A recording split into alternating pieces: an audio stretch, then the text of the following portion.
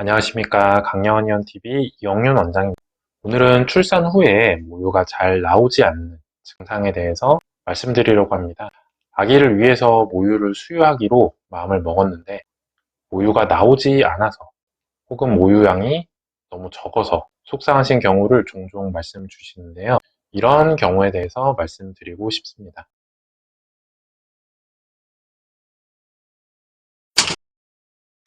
모유가 나오지 않는 이유는 뭘까요? 첫 번째는 이제 유즙이 잘 형성이 되지 않는 경우입니다. 이런 경우에는 가슴이 붓거나 가슴이 아픈 증상이 나타나지는 않습니다. 두 번째 경우는 모유는 만들어졌는데 유선이 막혔기 때문에 모유가 나오지 않게 되는 상황이고요. 이런 경우는 가슴이 붓고 아프게 됩니다. 그럼 이에 대한 한의학적 치료는 어떻게 될까요? 유즙 분비에 대한 치료는 한약으로 접근합니다.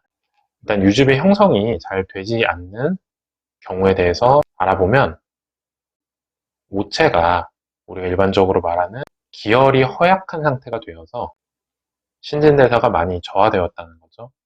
그 상태에서는 유즙을 만들기 어렵기 때문에 소화기를 보강해주는 한약재를 통해서 음식을 잘 섭취할 수 있도록 하는 것이 가장 우선이 되고, 또 이렇게 한약을 복용할 당시에 영양분이 풍부한 음식을 골고루 섭취할 수 있도록 합니다. 두 번째 경우인 유즙은 충분히 만들어졌는데 이제 분비가 잘 되지 않는 경우에는 이럴 경우에 유선 마사지도 많이 받으시죠. 이때 유선이 막히지 않도록 소통시키는 한약을 같이 복용하시면 유선이 뚫리는데 큰 도움을 받으실 수 있습니다. 그리고 이제 유즙이 잘 분비되지 않은 경우에 전몸살을 겪는 경우도 있습니다.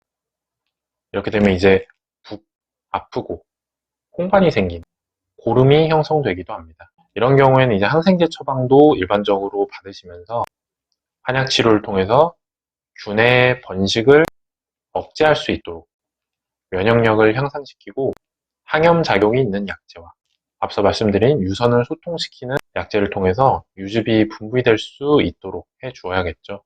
이런 유선염에 같은 경우에는 유선에 세균이 침범하거나 아니면 아기에게 자주 물리지 못했거나, 또 세 번째는 산모의 면역력이 저하되면서 나타나기 때문입니다. 그래서 이런 경우에는 산모의 면역력을 높일 수 있는 한약 치료가 유선염에 도움이 됩니다. 증상이 좀 호전되기 위해서 유즙 분비에 도움이 되는 음식이 있는데요. 바로 돼지 족발입니다. 저제라는 이름으로 동의보감에 나오는 이 족발은 저제탕이라는 족발을 가지고 만든 한약 처방이 있을 정도로 영양 공급을 통해서 유즙을 만드는 효과가 뛰어나다고 적혀 있습니다. 그래서 유즙 분비가 잘 안 되시는 분 같은 경우에는 족발을 많이 섭취하시라고 따로 말씀드리고 있습니다. 오늘은 유즙 분비에 대한 내용과 유선염에 대해서 간단히 알아봤습니다. 큰맘 먹고 모유 수유를 하려고 하셨는데 이제 마음처럼 분비가 잘 되지 않는 경우에 난감해 하시는 경우가 있는데요.